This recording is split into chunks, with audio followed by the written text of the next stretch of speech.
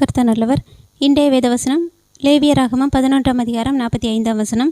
நான் உங்கள் தேவனாய் இருக்கும்படி உங்களை எகிப்து தேசத்திலிருந்து வரப்பண்ணின கர்த்தர்.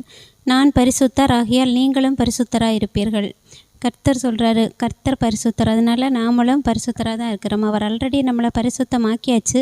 ஆனாலும் வசனம் சொல்லுது, உங்களை அழைத்தவர் பரிசுத்தராக இருக்கிறது போல் நீங்களும் உங்கள் நடக்கையில் எல்லாவற்றிலும் பரிசுத்தமாக இருங்கள்.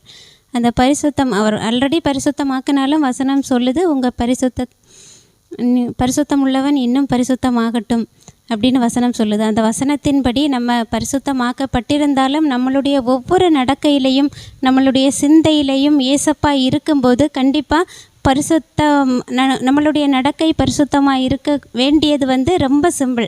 ஏன்னா நம்மளுடைய சிந்தையில் ஏசப்பா இருக்கிறாங்க. அப்போ நம்மளுடைய நடைகளோ நடத்தையோ எதுவுமே தவறி போகாது, கர்த்தருக்கு பிரியமில்லாதபடி இருக்காது.